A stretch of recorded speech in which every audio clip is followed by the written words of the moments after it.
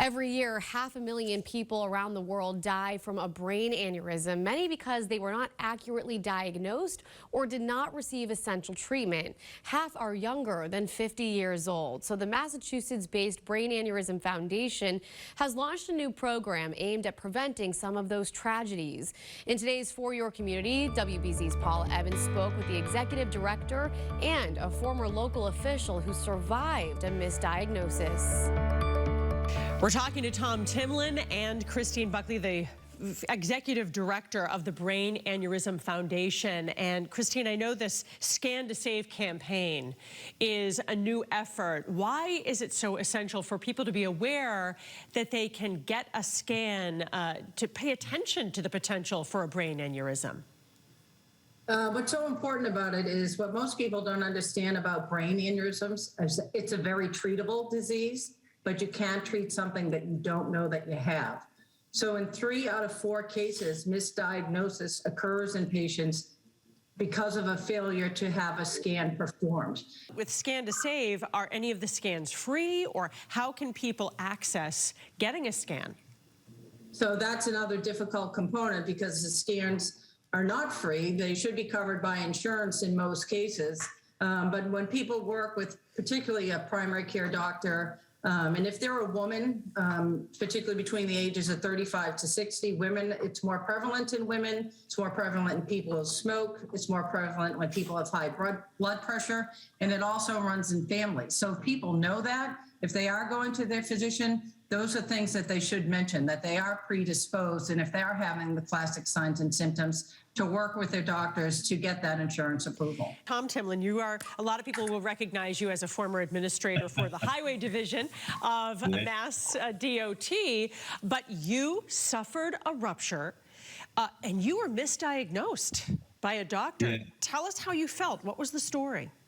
So thank you, Paula. And as Christine alluded to, I mean, I was the classic misdiagnosis. When people say the warning sign is the worst headache of your life, it's very hard to quantify that, right? Like, what does that mean, worst headache of my life? But as someone who had it and, quite frankly, went through all the things I should have done, that this is a different headache than anything you've experienced. So I did. I went to my primary care physician. He told me it was stress, or he believed it was stress. And as you just said, I was the highway administrator at the time. I told him, here's what I do for work. I think I know it's stress, and this is different. I told him the pain was keeping me up at night and waking me up when I fell asleep. And his solution was to give me a sleeping pill, right? So the pain wouldn't wake me up, and an anti-inflammatory. And 6 days later, I took the last dose and said to my wife, I can't wait to get back in there tomorrow and tell him we need to do something. And that whole something I was referring to was an appropriate scan. Let's see what's going on. The last thing I said to my former primary care was, you're the doctor, but I feel like you're not listening to me. You were talking to your aunt and you warned her, and what did she do?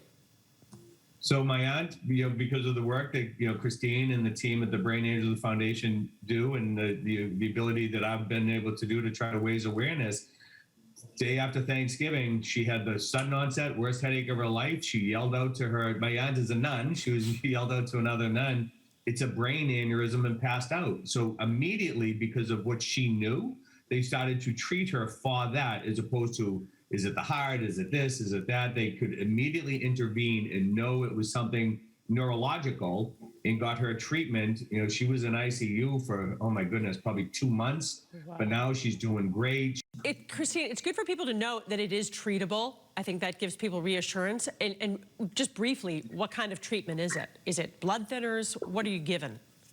No, it's surgery. It's either an open craniotomy, when they put a clip, surgically insert a clip on the aneurysm to cut off that blood flow, or they do it endovascularly and insert a catheter through the groin and go all the way up and deploy some coils that then block and seal off the aneurysm. Wow. And so give us the website where people can go to get information for the Scan2Save program. Of course, as you say, this is aimed to really bring attention to communities of color, medical professionals, people specifically 35 to 60, right? That's kind of the prime age for this. What's the website where people can get information? It's bafound.org. So bafound.org. All right. Well, Christine Buckley from the foundation, thank you so much for your expertise. And Tom Tinlin, so happy for you and your aunt, Sister Paula, that you're here to tell us about it and go on the walk on April 24th. And let's hope we can avoid some more brain aneurysms in the future.